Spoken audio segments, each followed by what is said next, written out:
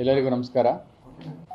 ಇದೀನ ವಿಶ್ವಪ್ರಸಿದ್ಧ ಮೇಲ್ಕೋಟೆ ಶ್ರೀ ಚೆಲುವನಾರಾಯಣ ಸ್ವಾಮಿ ದೇವಾಲಯದಲ್ಲಿ 2026ನೇ ಸಾಲಿನಲ್ಲಿ ಶ್ರೀ ವೈರಮುಡಿ ಬ್ರಹ್ಮೋತ್ಸವ ಕಾರ್ಯಕ್ರಮ ನಡೆಯುವ ಸಂಬಂಧ ಎಲ್ಲ ಪತ್ರಿಕಾ ಮಾಧ್ಯಮದವರನ್ನ ನಾವು ಕರೆದಿದ್ದೇವೆ. ಈ ಒಂದು ಪತ್ರಿಕಾ ಗೋಷ್ಠಿಯಲ್ಲಿ ನಮ್ಮ CEO ಜಿಲ್ಲಾ ಪಂಚಾಯತಿಯವರು, SP ಅವರು, ನಮ್ಮ ADC ಅವರು ಮತ್ತು ಎಲ್ಲ ಪತ್ರಿಕಾ ಮಾಧ್ಯಮದವರೆಲ್ಲ ಬಂದಿದ್ದೀರಾ. ನಿಮ್ಮೆಲ್ಲರಿಗೂ ಕೂಡ ನಾವು ಸ್ವಾಗತವನ್ನು ಬಯಸ್ತೇನೆ. ಮತ್ತು ತಮಗೆಲ್ಲರಿಗೂ ಕೂಡ ಈಗಾಗಲೇ ಪತ್ರಿಕಾಗೋಷ್ಠಿಯ ಒಂದು ಟಿಪ್ಪಣಿಯನ್ನು ಕೂಡ ತಮಗೆ ಕೊಟ್ಟಿದ್ದೇವೆ. ಒಂದು ಮೇಲ್ಕೋಟೆ ಶ್ರೀ ಚೆಲುವನಾರಾಯಣ ಸ್ವಾಮಿ ದೇವಾಲಯದ ವೈರಮುಡಿ ಬ್ರಹ್ಮ ರಥೋತ್ಸವದ ಬಗ್ಗೆ ಮತ್ತು 2026ರ ಜನಗಣತಿಯ ಬಗ್ಗೆ ಎರಡೂ ವಿಷಯಗಳ ಕುರಿತು ಮಾಹಿತಿಯನ್ನು ತಮ್ಮ ಜೊತೆ ಹಂಚಿಕೊಳ್ಳಿಕ್ಕೆ ಇಚ್ಛೆ ಪಡ್ತೇವೆ. ಮೊದಲನೇದಾಗಿ ತಮಗೆಲ್ಲ ತಿಳಿಸಿದಂತೆ 2026ನೇ ಸಾಲಿನಲ್ಲಿ ಈ ವರ್ಷ ಏನು ಶ್ರೀ ವೈರಮುಡಿ ಬ್ರಹ್ಮೋತ್ಸವ ಕಾರ್ಯಕ್ರಮ ನಡೆಯುತ್ತೆ, ಅದಕ್ಕೆ ಸಂಬಂಧಪಟ್ಟಂತೆ ಎಲ್ಲ ಸಕಲ ಸಿದ್ಧತೆಗಳನ್ನು ಕೂಡ ನಾವು ಈಗಾಗಲೇ ಮಾಡಿಕೊಂಡಿದ್ದೇವೆ. ಈಗಾಗಲೇ 2 ಸಭೆಗಳನ್ನು ಮಾನ್ಯ ಜಿಲ್ಲಾ ಉಸ್ತುವಾರಿ ಸಚಿವರ ಅಧ್ಯಕ್ಷತೆಯಲ್ಲಿ 2 ಸಭೆಗಳನ್ನು ಕೂಡ ಈಗಾಗಲೇ ಮಾಡಿ ಸಿದ್ಧತೆಗಳನ್ನು ಮಾಡಿಕೊಂಡಿದ್ದೇವೆ. ಮತ್ತು ಈಗಾಗಲೇ ದಿನಾಂಕ 23/3/2023ರಿಂದ ಈಗಾಗಲೇ ಬ್ರಹ್ಮೋತ್ಸವ ಕಾರ್ಯಕ್ರಮ ಪ್ರಾರಂಭ ಆಗಿದೆ. ಅದರಲ್ಲಿ ಬಹಳ ಮುಖ್ಯವಾಗಿ ಶನಿವಾರ ನಾಳೆ 28/3/2026 ನಾಳೆ ವೈರಮುಡಿ ಕಿರೀಟ ಧಾರಣೆ ಮತ್ತು ಉತ್ಸವ ಕಾರ್ಯಕ್ರಮ ನಡೀತಾ ಇದೆ. ಅದಾದ ನಂತರ ತೆಪ್ಪೋತ್ಸವ ಏಪ್ರಿಲ್ 1ನೇ ತಾರೀಕು ತೆಪ್ಪೋತ್ಸವ ಇರುತ್ತೆ. ರಥೋತ್ಸವ ಮಾರ್ಚ್ 31ನೇ ತಾರೀಕು ಇರುತ್ತೆ. ಸೊ ನಾಳೆ ಬೆಳಿಗ್ಗೆ 28ನೇ ತಾರೀಕು ಶನಿವಾರ ನಾಳೆ ಬೆಳಿಗ್ಗೆ ನಮ್ಮ ಜಿಲ್ಲಾ ಖಜಾನೆಯಿಂದ ವೈರಮುಡಿ ಪೆಟ್ಟಿಗೆಯು ದೇವಾಲಯಕ್ಕೆ ನಾವು ವಿದ್ಯುಕ್ತವಾಗಿ ಶಿಷ್ಟಾಚಾರದ ಪ್ರಕಾರ ಕಳಿಸಿಕೊಡುವಂಥ ಎಲ್ಲ ವ್ಯವಸ್ಥೆಗಳನ್ನು ಕೂಡ ಮಾಡ್ತಾ ಇದ್ದೇವೆ. ಬೆಳಿಗ್ಗೆ 7 ಗಂಟೆಗೆ ನಮ್ಮ ಖಜಾನೆಯಿಂದ ವೈರಮುಡಿ ಪೆಟ್ಟಿಗೆಯನ್ನು ನಾವು ತೆಗೆದುಕೊಂಡು ದೇವಾಲಯಕ್ಕೆ ಕಳಿಸ್ಕೊಡ್ತೇವೆ. ಈಗಾಗಲೇ ರೂಟು ಕೂಡ ಡಿಸೈಡ್ ಮಾಡಿದ್ದೇವೆ. ಪ್ರತಿ ವರ್ಷ ಯಾವ್ಯಾವ ರೂಟಲ್ಲಿ ಹೋಗಬೇಕು ಅದೇ ರೂಟ್ನಲ್ಲಿ ಮಾಡಿಕೊಂಡು ಎಲ್ಲ ಸಿದ್ಧತೆಗಳನ್ನು ಕೂಡ ಮಾಡಿಕೊಂಡಿದ್ದೇವೆ. ಸರಿಸುಮಾರು ಈ ಒಂದು ಜಾತ್ರಾ ಕಾರ್ಯಕ್ರಮಕ್ಕೆ ಅಂದರೆ ನಾಳೆ ಶನಿವಾರಕ್ಕೆ ಸುಮಾರು 1.5 ರಿಂದ 2 ಲಕ್ಷ ಭಕ್ತಾದಿಗಳು ಸಾರ್ವಜನಿಕರು ಆಗಮಿಸುವಂಥ ಹಿನ್ನೆಲೆಯಲ್ಲಿ ವಿಶೇಷವಾಗಿ ಭಕ್ತಾದಿಗಳ ಅನುಕೂಲಕ್ಕಾಗಿ ನಾವು ಈಗಾಗಲೇ KSRTC ವತಿಯಿಂದಲೂ ಕೂಡ ಮೇಲ್ಕೋಟೆಗೆ ಸಂಪರ್ಕ ಕಲಿಸುವ ಸಂದರ್ಭದಲ್ಲಿ ಸುಮಾರು 140 ಬಸ್ಸುಗಳ ವ್ಯವಸ್ಥೆಗಳನ್ನು ಕೂಡ ಮಾಡಿದ್ದೇವೆ. ಅದರಲ್ಲಿ ಬೆಂಗಳೂರಿಂದ ಬರತಕ್ಕಂಥ ಬಸ್ ಇರ್ಬೋದು, ಮೈಸೂರಿಂದ ಬರೋಂಥ ಬಸ್ ಇರ್ಬೋದು, ಮತ್ತು ನಮ್ಮ ಮಂಡ್ಯ ಜಿಲ್ಲೆಯಲ್ಲಿ ಬೇರೆ ಬೇರೆ ತಾಲೂಕುಗಳಿಂದ ಬರುವಂಥ ಬಸ್ಸು ಒಟ್ಟು 140 ಬಸ್ಸುಗಳನ್ನು ವ್ಯವಸ್ಥೆಯನ್ನು ನಮ್ಮ KSRTC ಅವರಿಗೆ ಸೂಚನೆ ಕೊಟ್ಟು ಅವರು ಮೇಲುಕೋಟೆ ಶ್ರೀ ವೈರಮುಡಿ ಬ್ರಹ್ಮೋತ್ಸವ ಕಾರ್ಯಕ್ರಮಕ್ಕೆ ಅಂತ ವಿಶೇಷವಾದಂಥ ನಾಮಫಲಕವನ್ನು ಬಸ್ನಲ್ಲಿ ಅಳವಡಿಸಿಕೊಳ್ಳುವ ಮೂಲಕ ಒಟ್ಟು 140 ಬಸ್ಗಳು ಬೇರೆ ಬೇರೆ ಕಡೆಯಿಂದ ಬರ್ತಾ ಇರೋಂಥದ್ದನ್ನು ವ್ಯವಸ್ಥೆಗಳನ್ನು ಮಾಡಿದ್ದೇವೆ. ಇನ್ನು ನಮ್ಮ ಭಾಳ ಮುಖ್ಯವಾಗಿ ಬರ್ತಕ್ಕಂಥ KSRTC 140 ಬಸ್ಗಳನ್ನು ಕೂಡ ನಾವು ಪಾರ್ಕಿಂಗ್ ವ್ಯವಸ್ಥೆಯನ್ನು ಮಾಡಲಿಕ್ಕೆ ಈಗಾಗಲೇ ನಾವು ಸ್ಥಳ ತನಿಖೆಯನ್ನು ಮಾಡಿ ಸಭೆಯನ್ನು ಮಾಡಿ ನಮ್ಮಲ್ಲಿ ಅಲ್ಲಿ ಏನು ಮೇಲ್ಕೋಟೆ ವಲಯ ಅರಣ್ಯಾಧಿಕಾರಿ ಕಚೇರಿ ಇದೆ ಆ ಕಚೇರಿಯ ಎದುರುಗಡೆ ನಾವು KSRTC ಬಸ್ ವ್ಯವಸ್ಥೆಗಳನ್ನು ಮಾಡಲಿಕ್ಕೆ ಅಲ್ಲಿ ವ್ಯವಸ್ಥೆಗಳನ್ನು ಮಾಡಿದ್ದೇವೆ. ಸೊ ಅಲ್ಲಿಂದ ನಾವು ಪಾರ್ಕಿಂಗ್ ವ್ಯವಸ್ಥೆ ಏನು ಮಾಡಿದ್ದೀವಿ ಅಂತ ಹೇಳಿದರೆ, ಪಾರ್ಕಿಂಗ್ ವ್ಯವಸ್ಥೆಯಲ್ಲಿ ಮಾಡಿರುವಂಥ ಸ್ಥಳದಿಂದ ಬಹಳ ಮುಖ್ಯವಾಗಿ ದೇವಾಲಯಕ್ಕೆ ಬರಲಿಕ್ಕೆ ಹೆಚ್ಚು ಕಡಿಮೆ 900 ಮೀಟರಿಂದ 1 ಕಿಲೋಮೀಟರ್ ದೂರ ಇದೆ. ಭಕ್ತಾದಿಗಳು ಮತ್ತು ಸಾರ್ವಜನಿಕರು ಅಲ್ಲಿಂದ ನಡೆಯೋದು ಬೇಡ ಅಂಥೇಳಿ ನಾವು ಉಚಿತವಾಗಿ 5 ಮಿನಿ ಬಸ್ಗಳನ್ನು ವ್ಯವಸ್ಥೆಯನ್ನು ಮಾಡಿದ್ದೇವೆ ಪಾರ್ಕಿಂಗ್ ಸ್ಥಳದಿಂದ ದೇವಸ್ಥಾನಕ್ಕೆ ಹೋಗಲಿಕ್ಕೆ. ಸೊ ಅದರದ್ದು ಕೂಡ ನಾವು ಈಗಾಗಲೇ ಖಾಸಗಿ ಶಾಲೆಗಳ ಬಸ್ಸುಗಳನ್ನು ತೆಗೆದುಕೊಂಡು ಮತ್ತು ಅವರಿಗೆ ನಾವು ದೇವಾಲಯಗಳಿಂದ ಎಲ್ಲ ಒಂದು ವೆಚ್ಚವನ್ನು ಭರಿಸುವ ಮೂಲಕ ಮಿನಿ ಬಸ್ಗಳ ವ್ಯವಸ್ಥೆಗಳನ್ನು ಕೂಡ ಮಾಡಿದ್ದೇವೆ. ಸೊ ಸಾರ್ವಜನಿಕರಿಗೆ ಮತ್ತು ಭಕ್ತಾದಿಗಳಿಗೆ ಯಾವುದೇ ರೀತಿ ತೊಂದರೆ ಆಗದಂತೆ ವಾಹನ ದಟ್ಟಣೆಯನ್ನು ನಿರ್ವಹಿಸುವಂಥ ದೃಷ್ಟಿಯಿಂದ ಅಗತ್ಯವಾಗತಕ್ಕಂಥ ಬ್ಯಾರಿಕೇಡ್ ವ್ಯವಸ್ಥೆಗಳನ್ನು ಕೂಡ ಈಗಾಗಲೇ ನಾವು ಮಾಡಿಕೊಂಡಿದ್ದೇವೆ. ಸೊ ಪಾರ್ಕಿಂಗ್ ವ್ಯವಸ್ಥೆ ಭಾಳ ಮುಖ್ಯವಾಗಿ ನಮಗೆ ಭಾಳ ಗಂಭೀರವಾಗಿರ್ತಕ್ಕಂಥ ವಿಚಾರ.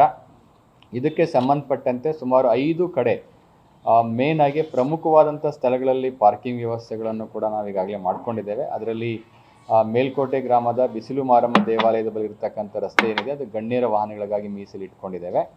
ಮತ್ತು ಯದುಶೈಲ ಪ್ರೌಢಶಾಲೆ ಹತ್ರ ನಾವು ದ್ವಿಚಕ್ರ ವಾಹನಗಳಿಗೆ ವ್ಯವಸ್ಥೆಗಳನ್ನು ಮಾಡಿಕೊಂಡಿದ್ದೇವೆ. SCT ಕಾಲೇಜ್ ಅಂತ ಇದೆ, ಪಾಲಿಟೆಕ್ನಿಕ್ ಕಾಲೇಜು, ಅಲ್ಲಿ 4 ಚಕ್ರದ ವಾಹನಗಳಿಗೆ ವ್ಯವಸ್ಥೆಗಳನ್ನು ಮಾಡಿಕೊಂಡಿದ್ದೇವೆ. ಮತ್ತು ಜಕ್ನಳ್ಳಿ ರಸ್ತೆಯ ಕಣಿವೆ ಸರ್ಕಲ್ವರೆಗೆ ಸುಮಾರು 11 ಕಡೆ ದ್ವಿಚಕ್ರ ವಾಹನಗಳಿಗೆ ಬೈಕ್ಗಳಿಗೆ ವ್ಯವಸ್ಥೆಗಳನ್ನು ಮಾಡಿಕೊಂಡು ಅಲ್ಲೂ ಕೂಡ ಬ್ಯಾರಿಕೇಡಿಂಗ್ ವ್ಯವಸ್ಥೆಯನ್ನು ಮಾಡ್ತಾ ಇದ್ದೇವೆ. ಮತ್ತು ಪ್ರವಾಸಿ ಮಂದಿರದ ರಸ್ತೆಯಲ್ಲಿರ್ತಕ್ಕಂಥ ಗೌರಿಕಟ್ಟೆ ಆಪೋಸಿಟ್ ಏನಿದೆ ಅಲ್ಲಿ ಸುಮಾರು 14 ಸ್ಥಳಗಳಲ್ಲಿ ಅಲ್ಲಿ ಹಿಂದೆ ಮತ್ತು ಮುಂದೆ ಮತ್ತು ಪಕ್ಕ ಎಲ್ಲ ಸೇರಿ ಒಟ್ಟು 14 ಸ್ಥಳಗಳಲ್ಲಿ 4 ಚಕ್ರದ ವಾಹನಗಳಿಗೆ ವ್ಯವಸ್ಥೆಗಳನ್ನು ಮಾಡಿಕೊಂಡಿದ್ದೇವೆ. ಎಲ್ಲೆಲ್ಲಿ ನಾವು ಪಾರ್ಕಿಂಗ್ ವ್ಯವಸ್ಥೆ ಮಾಡಿದ್ದೇವೆ ಅಲ್ಲೆಲ್ಲ ಸೈನ್ ಬೋರ್ಡ್ ವ್ಯವಸ್ಥೆ ಮಾಡಿದ್ದೇವೆ.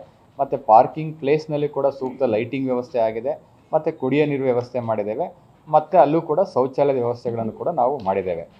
ಸೊ ಆರಕ್ಷಕ ಸಿಬ್ಬಂದಿ ನಿಯೋಜನೆಗೆ ಸಂಬಂಧಪಟ್ಟಂತೆ ನಮ್ಮ ಎಸ್ ಪಿ ಅವರು ನಂತರ ಅದನ್ನು ಬ್ರೀಫ್ ಮಾಡ್ತಾರೆ. ಸೊ ದಾಸೋಹದ ವ್ಯವಸ್ಥೆಗೆ ಸಂಬಂಧಪಟ್ಟಂತೆ ವೈರಮುಡಿ ಬ್ರಹ್ಮೋತ್ಸವ ನಡೀತಕ್ಕಂಥ ದಿನ ಏನಿದೆ ನಾಳೆ 28ನೇ ತಾರೀಕಿಂದ ನಾಡಿದ್ದು 29ನೇ ತಾರೀಕು ಬೆಳಿಗ್ಗೆ 8 ಗಂಟೆವರೆಗೂ ಕೂಡ ಯಾರು ಭಕ್ತಾದಿಗಳು ಬರ್ತಾರೆ ಅವರಿಗೆ ನಿರಂತರವಾಗಿ ಭಕ್ತಾದಿಗಳಿಗೆ ಪ್ರಸಾದ ವಿತರಣೆಯನ್ನು ನಾವು ದಾಸೋಹ ಭವನದಲ್ಲಿ ಮಾಡ್ತಾ ಇದ್ದೇವೆ. ಸೊ ಅಲ್ಲಿ ಎಲ್ಲ ಸಿದ್ಧತೆಗಳನ್ನು ಕೂಡ ಮಾಡಿಕೊಂಡು ನಮ್ಮ ಆರೋಗ್ಯ ಇಲಾಖೆಯವ್ರನ್ನು ಕೂಡ ನೇಮಿಸ್ಕೊಂಡಿದ್ದೇವೆ. ಅಲ್ಲಿ ಏನು ಪ್ರಸಾದ ವಿತರಣೆ ಮಾಡ್ತಾರೆ ಆ ಪ್ರಸಾದವನ್ನು ಫುಡ್ ಟೆಸ್ಟಿಂಗ್ ಆಫೀಸರ್ ಕೂಡ ಟೆಸ್ಟ್ ಮಾಡಿ ಅವರು ಕೂಡ ಸರ್ಟಿಫಿಕೇಷನ್ ಕೊಡ್ತಾರೆ. ಮತ್ತು ಕುಡಿಯೋ ನೀರಿನ ವ್ಯವಸ್ಥೆ ಇರ್ಬೋದು, ಶೌಚಾಲಯ ವ್ಯವಸ್ಥೆ ಇರ್ಬೋದು, ಬರುವಂಥ ಎಲ್ಲ ಭಕ್ತಾದಿಗಳಿಗೆ ಯಾವುದೇ ತೊಂದರೆ ಆಗದ ರೀತಿಯಲ್ಲಿ ಮೂಲಭೂತ ಸೌಕರ್ಯಗಳನ್ನು ಒದಗಿಸಿಕೊಡುವ ನಿಟ್ಟಿನಲ್ಲಿ ಜಿಲ್ಲಾಡಳಿತ ಕ್ರಮವನ್ನು ಕೈಗೊಳ್ತಾ ಇದೆ. ಶೌಚಾಲಯ ವ್ಯವಸ್ಥೆಗೆ ಸಂಬಂಧಪಟ್ಟಂತೆ ಈಗೇನು ದೇವಾಲಯಕ್ಕೆ ಬರ್ತಕ್ಕಂಥ ಏನು ಭಕ್ತಾದಿಗಳಿದ್ದಾರೆ, ಸಾರ್ವಜನಿಕರಿದ್ದಾರೆ, ಅವರೆಲ್ಲರಿಗೂ ಕೂಡ ಪುರುಷರಿಗೆ ಮತ್ತು ಮಹಿಳೆಯರಿಗೆ ಪ್ರತ್ಯೇಕವಾಗಿ ತಾತ್ಕಾಲಿಕವಾದಂಥ ಶೌಚಾಲಯ ವ್ಯವಸ್ಥೆಯನ್ನು ಮಾಡ್ತಾ ಇದ್ದೀವಿ. ಅದರಲ್ಲಿ ವಿಶೇಷವಾಗಿ ನಮ್ಮ ಗ್ರಾಮ ಪಂಚಾಯತಿ ವತಿಯಿಂದಲೂ ಕೂಡ ಏನು ರೆಗ್ಯುಲರಾಗಿ ಬಿಲ್ಡಿಂಗ್ಗಳಿದೆ ಅದರ ಜೊತೆಗೂಡಿ ಸುಮಾರು 52 ಕಡೆ ನಾವು ತಾತ್ಕಾಲಿಕವಾದಂಥ ಬಯೋಕೆಮಿಕಲ್ ಟಾಯ್ಲೆಟ್ಸ್ಗಳನ್ನು ನಾವು ಮಾಡ್ತಾ ಇದ್ದೇವೆ. ಸೊ ಅಲ್ಲಿ ಮತ್ತು ವಿಶೇಷವಾಗಿ ಈ ಬಾರಿ ಪ್ರತಿ ಸಲ ಅದನ್ನು ನಾವು ತಾತ್ಕಾಲಿಕ ವ್ಯವಸ್ಥೆ ಮಾಡೋದು 50 ಅಲ್ಲದಲ್ಲೇ ನಾವೇನು ಮಾಡ್ತಾ ಇದ್ದೀವಿ ಈ ಸಲ ಅಂತ ಹೇಳಿದ್ರೆ ಒಟ್ಟು 20 ಕಡೆ ಪರ್ಮನೆಂಟ್ ಶೌಚಾಲಯದ ವ್ಯವಸ್ಥೆನೂ ಕೂಡ ಪಾರ್ಕಿಂಗ್ ಪ್ಲೇಸಲ್ಲಿ ಮತ್ತು ಎಲ್ಲೆಲ್ಲಿ ಅವಶ್ಯಕತೆ ಇದೆ ಅಲ್ಲಿ ಮಾಡ್ತಾ ಇದ್ದೇವೆ. ಸೊ ಅದಕ್ಕೂ ಕೂಡ ವ್ಯವಸ್ಥೆಗಳನ್ನು ಮಾಡಿಕೊಂಡು ಎಲ್ಲೆಲ್ಲಿ ನಾವು ಶೌಚಾಲಯದ ವ್ಯವಸ್ಥೆಯನ್ನು ಮಾಡಿದ್ದೇವೆ ಅನ್ನುವಂಥ ಮಾಹಿತಿಯನ್ನು ತಮಗೆ ಈಗಾಗಲೇ ಕೊಟ್ಟಿದ್ದೇವೆ. ಅಲ್ಲಿದೆ KSRTC ಬಸ್ ನಿಲ್ದಾಣದ ಹತ್ರ 4 ಕಡೆ ಮಾಡ್ತಾ ಇದ್ದೀವಿ. ಮತ್ತು ಪಾರ್ಕಿಂಗ್ ಸ್ಥಳಗಳು ಎಲ್ಲೆಲ್ಲಿದೆ ಅಲ್ಲಿ ಟೋಟಲ್ 22 ಯೂನಿಟು. ಸೊ ಅವೆಲ್ಲವೂ ಕೂಡ ನಂಬರ್ಸ್ನ ತಮಗೆ ಕೊಟ್ಟಿದ್ದೀವಿ. ಒಟ್ಟು 52 ಕಡೆ ತಾತ್ಕಾಲಿಕವಾದಂಥ ಶೌಚಾಲಯ ವ್ಯವಸ್ಥೆಗಳನ್ನು ಕೂಡ ಮಾಡಿದ್ದೇವೆ. ಮತ್ತು CC ಕ್ಯಾಮ್ರಾಕ್ಕೆ ಸಂಬಂಧಪಟ್ಟಂತೆ ಪ್ರತಿ ವರ್ಷ ನಮ್ಗೆ ಏನಾಗ್ತಾಯಿತ್ತು, ಬಂದೋಬಸ್ತ್ ಮಾಡಬೇಕಾದ್ರೆ ಟೆಂಪಲ್ ಹೊರಗಡೆ ಹೊರಾಂಗಣದಲ್ಲಿ ಮತ್ತು ರಥೋತ್ಸವ ಹೋಗುವಂಥ ಏನು ಎಲ್ಲ ಸುತ್ತಮುತ್ತ ಜಾಗದಲ್ಲಿ ಕೂಡ ನಮಗೆ ಪ್ರತಿ ವರ್ಷ ನಾವು ಬಾಡಿಗೆಯಲ್ಲಿ CC ಕ್ಯಾಮ್ರಾಗಳನ್ನು ಅಳವಡಿಸ್ಕೊಳ್ತಾ ಇದ್ವಿ. ಬಟ್ ಆದರೆ ನಾವು ಕಳೆದ ಬಾರಿ ಮತ್ತು ಅದಕ್ಕಿಂತ ಹಿಂದಿನ ಬಾರಿ 2 ವರ್ಷಗಳಲ್ಲಿ ಹಣವನ್ನು ಉಳಿತಾಯ ಮಾಡಿ ಶಾಶ್ವತವಾದಂಥ CC ಕ್ಯಾಮ್ರಾಗಳನ್ನು ಹಾಕ್ಕೊಂಡಿದ್ದೇವೆ. ಪರ್ಮನೆಂಟ್ CC ಕ್ಯಾಮ್ರಾ ಹಾಕಿದ್ದೇವೆ. ಅದು ಪ್ರತಿ 365 ಡೇಸ್ ಪೊಲೀಸ್ ಸುರಕ್ಷಾ ದೃಷ್ಟಿಯಿಂದಲೂ ಕೂಡ ನಮ್ಗೆ ಅನುಕೂಲ ಆಗುತ್ತೆ. ಅದನ್ನು ಕೂಡ ಕಂಟಿನ್ಯೂ ಮಾಡಿದ್ದೇವೆ. ಅದನ್ನು ಹೊರತುಪಡಿಸಿ ಎಲ್ಲೆಲ್ಲಿ ಪಾರ್ಕಿಂಗ್ ಪ್ಲೇಸಲ್ಲೂ ಕೂಡ CC ಕ್ಯಾಮ್ರಾ ಅವಶ್ಯಕತೆ ಇದೆ ಅದನ್ನು ಕೂಡ ಹಾಕ್ತಾ ಇದ್ದೇವೆ. ಹಾಗಾಗಿ ಎಲ್ಲೆಲ್ಲಿ ಜನದಟ್ಟಣೆ ಇದೆ ಅಂಥ ಕಡೆ ಎಲ್ಲವೂ ಕೂಡ ನಾವು CC ಕ್ಯಾಮ್ರಾ ಅಳವಡಿಕೆ ಮಾಡಿಕೊಂಡು ಅದರದ್ದು ಕೂಡ ನಿಗಾ ಮಾಡುವಂಥ ವ್ಯವಸ್ಥೆಯನ್ನು ಕೂಡ ನಾವು ಮಾಡಿದ್ದೇವೆ. ವಿಶೇಷವಾಗಿ ಶುದ್ಧ ಕುಡಿಯುವ ನೀರಿನ ವ್ಯವಸ್ಥೆಗೆ ಸಂಬಂಧಪಟ್ಟಂತೆ ನಮ್ಮ CO ಜಿಲ್ಲಾ ಪಂಚಾಯತಿಯವರ ನೇತೃತ್ವದಲ್ಲಿ ಈಗಾಗಲೇ ಸಭೆಗಳನ್ನು ಕೂಡ ಮಾಡಿದ್ದೇವೆ. ಗ್ರಾಮ ಪಂಚಾಯತಿಯವರಿಗೆ ಮತ್ತು ಗ್ರಾಮೀಣ ಕುಡಿಯುವ ನೀರಿನ ಸರಬರಾಜು ಇಲಾಖೆಯವರು ಕೂಡ ಸೂಚನೆಯನ್ನು ಕೊಟ್ಟು ಎಲ್ಲೆಲ್ಲಿ ಪಾರ್ಕಿಂಗ್ ಸ್ಥಳಗಳಿದೆ, ಎಲ್ಲಿ ಜನ ಸಂದಣಿ ಜಾಸ್ತಿ ಬರ್ತಾರೆ ಅಂಥ ಕಡೆ ಎಲ್ಲವೂ ಕೂಡ ನಾವು ಹೆಚ್ಚುವರಿ ತಾತ್ಕಾಲಿಕ ನಲ್ಲಿಗಳನ್ನು ಅಳವಡಿಸುವ ಮೂಲಕ ಜೊತೆಗೆ ಟ್ಯಾಂಕರ್ ಮೂಲಕ ಕುಡಿಯುವ ನೀರಿನ ವ್ಯವಸ್ಥೆಯನ್ನು ಕೂಡ ನಾವು ಮಾಡಿದ್ದೇವೆ. ಯಾರು ಭಕ್ತಾದಿಗಳು ಸಾರ್ವಜನಿಕರು ಬರ್ತಾರೆ ಅವರ ಹಿತದೃಷ್ಟಿಯನ್ನು ಮತ್ತು ಅವರ ಯೋಗಕ್ಷೇಮವನ್ನು ಮತ್ತು ಅವ್ರಿಗೆ ಯಾವುದೇ ರೀತಿ ತೊಂದರೆ ಆಗದಂತೆ ಕ್ರಮ ವಹಿಸಿಕೊಳ್ತಕ್ಕಂಥದ್ದು ನಮ್ಮ ಜವಾಬ್ದಾರ. ಆ ದೃಷ್ಟಿಯಿಂದಲೂ ಕೂಡ ಎಲ್ಲ ಸಿದ್ಧತೆಗಳನ್ನು ಕೂಡ ಮಾಡಿಕೊಂಡಿದ್ದೇವೆ. ಮತ್ತು ಸಾರ್ವಜನಿಕ ಆರೋಗ್ಯ ವ್ಯವಸ್ಥೆಯಡಿ ನಾವು ನೋಡೋದಾದರೆ ಭಕ್ತಾದಿಗಳು ಯಾರು ಬರ್ತಾರೆ ಅವರೆಲ್ಲರಿಗೂ ಕೂಡ ಏನಾದರೂ ವೈದ್ಯಕೀಯ ಸೇವೆ ಅವಶ್ಯಕತೆ ಇದ್ದರೆ ನಾವು ಅಲ್ಲಿ 3 ಕಡೆ ಒಟ್ಟು ಟೋಟಲ್ ಹೆಲ್ತ್ ಡೆಸ್ಕನ್ನು ಮಾಡಿದ್ದೇವೆ. ಅಲ್ಲಿ ನುರಿತ ವೈದ್ಯರನ್ನ ಮತ್ತು ಆಂಬ್ಯುಲೆನ್ಸ್ಗಳನ್ನು ಕೂಡ ನಾವು ತಾತ್ಕಾಲಿಕ ಚಿಕಿತ್ಸಾ ಕೇಂದ್ರಗಳನ್ನು ವ್ಯವಸ್ಥೆ ಮಾಡಿಕೊಂಡು ನಮ್ಮ ಫುಡ್ ಕೊಡುವಂಥ ದಾಸೋಹ ಕೇಂದ್ರದ ಬಳಿ, ಟೆಂಪಲ್ ಬಳಿ ಮತ್ತು ಪಾರ್ಕಿಂಗ್ ಬಳಿ ಅಷ್ಟು ಕಡೆ ನಾವು ಎಲ್ಲ ಡಾಕ್ಟರ್ಸ್ನ ಕೂಡ ನೇಮಕ ಮಾಡಿಕೊಂಡು ಅದನ್ನು ಕೂಡ ನಾವು ಸಿದ್ಧತೆಗಳನ್ನು ಮಾಡ್ಕೊಂಡಿದ್ದೇವೆ. ಎಲ್ಲೆಲ್ಲಿ ಪ್ರಸಾದವನ್ನು ವಿತರಣೆ ಮಾಡ್ತಾರೆ ಆಗಲೇ ಹೇಳಿದಂಗೆ ಪ್ರಸಾದದ ಗುಣಮಟ್ಟವನ್ನು ಪರಿಶೀಲನೆ ಮಾಡಲಿಕ್ಕೆ ನಮ್ಮ ಆಹಾರ ಸುರಕ್ಷತಾ ಅಧಿಕಾರಿನೂ ಕೂಡ ಈಗಾಗಲೇ ನೇಮಿಸ್ಕೊಂಡಿದ್ದೇವೆ. ಸೊ ಸ್ವಚ್ಛತೆ ಮತ್ತು ನೈರ್ಮಲ್ಯಕ್ಕೆ ಸಂಬಂಧಪಟ್ಟಂತೆ ಈಗಾಗಲೇ ಉಸ್ತುವಾರಿ ಅಧಿಕಾರಿಗಳನ್ನು ಅಪಾಯಿಂಟ್ ಮಾಡಿದ್ದೇವೆ. ಮತ್ತು ವಿಶೇಷವಾಗಿ ಸುಮಾರು 50ಕ್ಕೂ ಹೆಚ್ಚು ಪೌರ ಕಾರ್ಮಿಕರನ್ನು ನೇಮಕ ಮಾಡಿಕೊಂಡು ಅಲ್ಲಿ ಯಾವುದೇ ರೀತಿಯ ಒಂದು ಸ್ವಚ್ಛತೆ ಮತ್ತು ನೈರ್ಮಲ್ಯನ ಕಾಪಾಡುವ ದೃಷ್ಟಿಯಿಂದ ಮಾಡಿದ್ದೇವೆ. ಭಾಳ ಮುಖ್ಯವಾಗಿ ಪ್ಲಾಸ್ಟಿಕ್ ಬಳಕೆಯನ್ನು ನಿಷೇಧ ಮಾಡುವ ಮೂಲಕ ಪ್ಲಾಸ್ಟಿಕ್ ಮುಕ್ತವಾಗಿರ್ತಕ್ಕಂಥ ಪರಿಸರವನ್ನು ಕಾಪಾಡಬೇಕು ಅನ್ನೋ ನಿಟ್ಟಿನಲ್ಲೂ ಕೂಡ ಸೂಚನೆಯನ್ನು ಕೂಡ ಕೊಟ್ಟಿದ್ದೇವೆ. ಅದಕ್ಕೆ ಭಕ್ತಾದಿಗಳು ಮತ್ತು ಸಾರ್ವಜನಿಕರು ಕೂಡ ಸಹಕರಿಸಬೇಕಂತೇಳಿ ನಾನು ವಿನಂತಿಯನ್ನು ಮಾಡ್ಕೊತೇನೆ. ಸೊ ನಾಳೆ ಬೆಳಿಗ್ಗೆ ನಾನು ಆಗಲೇ ಹೇಳಿದಂಗೆ 28ನೇ ತಾರೀಕು ಬೆಳಿಗ್ಗೆ 7 ಗಂಟೆಗೆ ವೈರಮುಡಿ ಪೆಟ್ಟಿಗೆಯನ್ನು ನಾವು ಜಿಲ್ಲಾ ಖಜಾನೆಯಿಂದ ಕೊಟ್ಟು ನಂತರ ಅಲ್ಲಿ ಶ್ರೀ ಲಕ್ಷ್ಮೀ ಜನಾರ್ದನ ಸ್ವಾಮಿ ದೇವಾಲಯದಿಂದ ಮಾರ್ಗವಾಗಿ ನಮಗೆ ಸಂಜೆ 5 ಗಂಟೆಗೆ ತಲುಪುವಂಥ ವ್ಯವಸ್ಥೆಗಳನ್ನು ಕೂಡ ಮಾಡಿದ್ದೇವೆ. ಮತ್ತು ತೆಪ್ಪೋತ್ಸವ ಕಾರ್ಯಕ್ರಮ 1ನೇ ತಾರೀಕು ನಡೀತದೆ. ಸೊ ಅಲ್ಲಿ ಏನು ಕಲ್ಯಾಣಿಗೆ ವಿಶೇಷವಾದಂಥ ವಿದ್ಯುತ್ ದೀಪಾಲಂಕಾರ ಮಾಡಿದ್ದೇವೆ. ಮತ್ತು ಅಲ್ಲಿ ಏನು ಎಲ್ಲ ವ್ಯವಸ್ಥೆಗಳು ನಾದಸ್ವರ ಇರ್ಬೋದು, ಚಂಡಮದ್ದಲೆ ಇರ್ಬೋದು, ವಿವಿಧ ಸಾಂಸ್ಕೃತಿಕ ಕಾರ್ಯಕ್ರಮಗಳಿರ್ಬೋದು, ಅದರದ್ದು ಕೂಡ ವ್ಯವಸ್ಥೆಗಳನ್ನು ಕೂಡ ಮಾಡ್ಕೊಂಡಿದ್ದೇವೆ. ತೆಪ್ಪೋತ್ಸವ ನಡೆಯುವಂಥ ಸಂದರ್ಭದಲ್ಲಿ ಯಾವುದೇ ಒಂದು ಅಹಿತಕರ ಘಟನೆಗಳು ನಡೆಯದಂತೆ ಅಲ್ಲಿ ಕೂಡ ನುರಿತ ಈಜುಗಾರರನ್ನು ಕೂಡ ನಾವು ನೇಮಕ ಮಾಡ್ಕೊಂಡಿದ್ದೇವೆ. ಮತ್ತು ವಿಶೇಷವಾದಂಥ ವಿದ್ಯುತ್ ದೀಪಾಲಂಕಾರ, ಹೂವಿನ ಅಲಂಕಾರವನ್ನು ಕೂಡ ಮಾಡ್ಕೊಂಡಿದ್ದೇವೆ. ಒಟ್ಟಾರೆಯಾಗಿ ಏನು ಈ ಒಂದು ವಿಶ್ವಪ್ರಸಿದ್ಧ ಬ್ರಹ್ಮ ರಥೋತ್ಸವ ಕಾರ್ಯಕ್ರಮದಲ್ಲಿ ಅನೇಕ ಇಡೀ ರಾಜ್ಯದಿಂದ, ಬೇರೆ ಬೇರೆ ರಾಜ್ಯಗಳಿಂದ, ನಮ್ಮ ರಾಜ್ಯಗಳಿಂದ, ಬೇರೆ ಬೇರೆ ಜಿಲ್ಲೆಗಳಿಂದ ಬರ್ತಕ್ಕಂಥ ಭಕ್ತಾದಿಗಳಿಗೆ ಮತ್ತು ಸಾರ್ವಜನಿಕರಿಗೆ ಹೆಚ್ಚಿನ ಸಂಖ್ಯೆಯಲ್ಲಿ ಭಾಗವಹಿಸಿ ದೇವರ ದರ್ಶನವನ್ನು ಪಡೀಲಿಕ್ಕೆ ನಾವು ಏನು ವ್ಯವಸ್ಥೆಗಳನ್ನು ಮಾಡ್ಕೋಬೇಕು ಆ ಎಲ್ಲ ವ್ಯವಸ್ಥೆಗಳನ್ನು ಮಾಡಿಕೊಂಡಿದ್ದೇವೆ. ಜಿಲ್ಲಾಡಳಿತ ಅದರಲ್ಲಿ ಎಲ್ಲ ರೀತಿಯಲ್ಲೂ ಕೂಡ ಸನ್ನದ್ಧವಾಗಿದೆ. ಅವರ ಯೋಗಕ್ಷೇಮ ಮತ್ತು ಸುರಕ್ಷತೆಯನ್ನು ಕಾಪಾಡುವ ದೃಷ್ಟಿಯಿಂದ ನಾವು ಕ್ರಮವನ್ನು ಕೈಗೊಳ್ತಾ ಇದ್ದೇವೆ. ಸೊ ಇದು ಇದ್ರದ್ದು ಬಗ್ಗೆ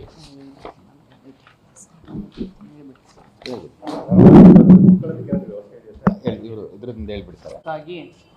ಈಗಾಗಲೇ 2 ಅಡಿಷನಲ್ SP, 6 DYSP, 29 ಇನ್ಸ್ಪೆಕ್ಟರ್ಸ್ ಮತ್ತು ಸಬ್ ಇನ್ಸ್ಪೆಕ್ಟರ್ಸ್ 97, PSIs 158 ಹಾಗೂ ಸಿಬ್ಬಂದಿಗಳು 946 ಸಿಬ್ಬಂದಿಗಳು ಮತ್ತು QRT ಟೀಮು 2, DR 5 ಮತ್ತು KSRP 3 ನಿಯೋಜಿಸಲಾಗಿದೆ.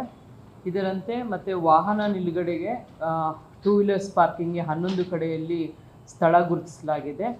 ಕಣಿವೆ ಕ್ರಾಸಿಂದ ಮೇಲ್ಕೋಟೆ ರಸ್ತೆ ಕಡೆ ಹೋಗುವಂಥ ದಾರಿಯಲ್ಲಿ 2 ವೀಲರ್ಸ್ ಪಾರ್ಕಿಂಗು, ಹಾಗೆ ಡಿಗ್ರಿ ಕಾಲೇಜಿಂದ ಗೌರಿಕಟ್ಟೆ ಸರ್ಕಲ್ ಕಡೆಗೆ ಹೋಗುವ ರಸ್ತೆಯಲ್ಲಿ 4 ವೀಲರ್ ಪಾರ್ಕಿಂಗ್ ವ್ಯವಸ್ಥೆ ಮಾಡಲಾಗಿದೆ. VIPಸ್ಗೆ ಮತ್ತು ನ್ಯಾಯಾಧೀಶರುಗಳಿಗೆ ಪ್ರತ್ಯೇಕವಾದ ಪಾರ್ಕಿಂಗ್ ವ್ಯವಸ್ಥೆ ಮಾಡಲಾಗಿದೆ. ಹಾಗೆ ಯಾವುದು ಅಫಿಷಿಯಲ್ ವೆಹಿಕಲ್ಸ್ ಬರ್ತದೆ, ಸರ್ಕಾರಿ ವಾಹನಗಳು, ಅದಕ್ಕೆ ಸಪ್ರೇಟ್ ವ್ಯವಸ್ಥೆ ಮಾಡಿದ್ದೀವಿ. ಈ ಮೂಲಕ ಸಾರ್ವಜನಿಕರಲ್ಲಿ ಒಂದು ಮನವಿ ಏನಂದರೆ, ಯಾರು ರಸ್ತೆ ಬದಿಯಲ್ಲಿ ಪಾರ್ಕಿಂಗ್ ಮಾಡಬಾರ್ದು. ಪಾರ್ಕಿಂಗ್ ಮಾಡಿದ್ರೆ ಈ ಸತಿ ಟೋಯಿಂಗ್ ವೆಹಿಕಲ್ಸ್ ಸಹ ನಾವು ವ್ಯವಸ್ಥೆ ಮಾಡಿದ್ದೀವಿ. ನಿಮ್ಮ ವಾಹನಗಳನ್ನ ಟೋ ಮಾಡ್ತಾರೆ. ಸೊ ಹಂಗಾಗಿ ಯಾರು ರಸ್ತೆ ಬದಿಯಲ್ಲಿ ಯಾರು ಪಾರ್ಕಿಂಗ್ ಮಾಡಬಾರ್ದು. ಮತ್ತು ಪ್ರತ್ಯೇಕವಾಗಿ ನಿಮ್ಗೆಲ್ರಿಗೂ ಪಾರ್ಕಿಂಗ್ ವ್ಯವಸ್ಥೆ ಮಾಡಲಾಗಿದೆ ಅಂತ ತಿಳಿಸಿ. ಮಾರ್ಗ ಬದಲಾವಣೆ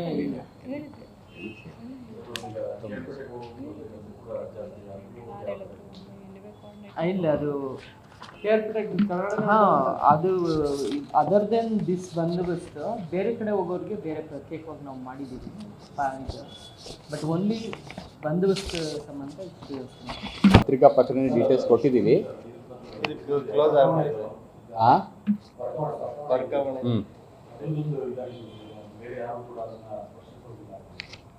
ಅಂದರೆ ಯಾರು ಏನಾಗಿದೆ ಅಂತ ಹೇಳಿದ್ರೆ ಪ್ರತಿ ಸಲವೂ ನಾವು ಆರ್ಡರ್ ಮಾಡ್ತಾ ಇದ್ದೀವಿ. ಅಲ್ಲಿ ಮಾಡಿರೋ ಉದ್ದೇಶ ಅಷ್ಟೇ, ಅದನ್ನು ಓಪನ್ ಮಾಡಿದ ತಕ್ಷಣ ಅದು ಒಂದು ಕಡೆಯಿಂದ ಪಾಸ್ ಆಗಿ ಹೋಗಬಾರ್ದು, ಬೆಲೆ ಬಾಳೋದು ಇರೋದ್ರಿಂದ ಅದಕ್ಕೆ ನಾವು ಆದೇಶ ಮಾಡಿದ್ದೇವೆ. ಬೇರೆ ಯಾರಿಗೂ ಕೂಡ ಅದನ್ನು ಪಾಸ್ ಮಾಡೋದು, ಮುಟ್ಸೋಂಥ ವ್ಯವಸ್ಥೆ ಮಾಡಬಾರ್ದು ಅಂತೇಳಿ ಆದೇಶವನ್ನು ಪಾಸ್ ಮಾಡಿದ್ದೇವೆ. ಪ್ರಕರಣ ಪ್ರಕ್ರಿಯೆ ನಡೆಯುತ್ತೆ. ನಾವು ಅದನ್ನು ಓಪನ್ ಮಾಡಿ ಸಾರ್ವಜನಿಕರಿಗೆ, ಭಕ್ತಾದಿಗಳಿಗೆ ಮುಟ್ಲಿಕ್ಕೆ ಏನು ಕಳಿಸ್ಕೊಡ್ತಾರಲ್ಲ, ಒಬ್ರಿಗೊಬ್ರಿಗೆ ಪಾಸ್ ಮಾಡಿ ಅದನ್ನು ನಾವು ನಿಷೇಧ ಮಾಡಿದ್ವಿ. ಸಮಸ್ಯೆ ಏನಾಗಿಲ್ಲ. ಕೆಲವು ಕಡೆ ದೂರುಗಳು ಬಂದಂಥ ಸಂದರ್ಭದಲ್ಲಿ ಆ ಥರ ಎಲ್ಲರಿಗೂ ಮುಟ್ಲಿಕ್ಕೆ ಅವಕಾಶ ಮಾಡಿಕೊಡ್ತಾರೆ ಅಂತ ಹೇಳಿದ ಸಂದರ್ಭದಲ್ಲಿ ನಾವು ಅದನ್ನು ಮಾಡಿದ್ದೀವಿ.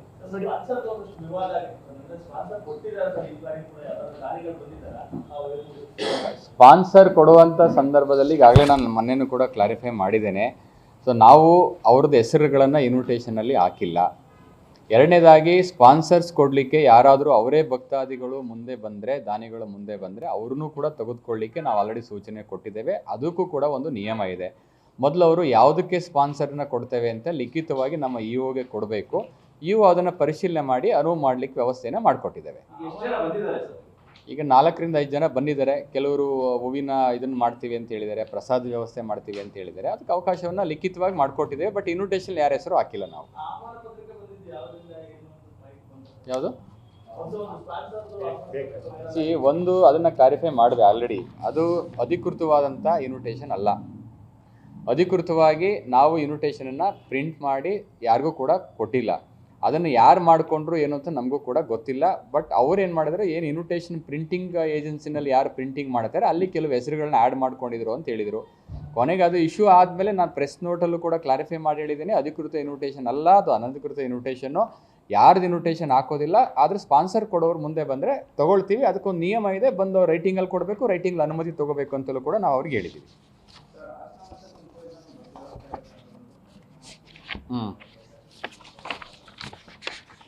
ಸದ್ಯಕ್ಕೆ ಅವರು ಮೈಸೂರು, ಬೆಂಗಳೂರು, ಮಂಡ್ಯದಿಂದ ಮಾಡಿದ್ದಾರೆ. ಹಾಸನದಿಂದ ಏನು ಡಿಮ್ಯಾಂಡ್ ಇದೆಯಾ ನೋಡಿಕೊಂಡು ಬೇಕಾದ್ರೆ ಅಲ್ಲಿ ಕೂಡ ಇದ್ದರೆ ವ್ಯವಸ್ಥೆ ಮಾಡಿಸ್ಕೊಡ್ತೀವಿ. ಸರ್, ಇದು ಮಿನಿ ವೆಹಿಕಲ್ ವ್ಯವಸ್ಥೆ ಹಿರಿಯ ನಾಗರಿಕರು ಮತ್ತು ಗರ್ಭಿಣಿಯರು ಮಾತ್ರ ಎಲ್ಲ ಭಕ್ತಾದಿಗಳಿಗೆ ನೀವು ಪ್ರಕಟಣೆ ಕೊಟ್ಟಿರೋದ್ರನ್ನ ಕೊಟ್ಟಿದ್ದೀರಾ ಸರ್? ಹಿರಿಯ ನಾಗರಿಕರು ಎಲ್ರಿಗೂ ಅದಕ್ಕೆ ಆದ್ಯತೆ, ಹಿರಿಯ ನಾಗರಿಕರಿಗೆ ಆದ್ಯತೆ ಮುಂದ್ಗಡೆ ಕೂರಿಸ್ತೀವಿ. ಹಾಂ,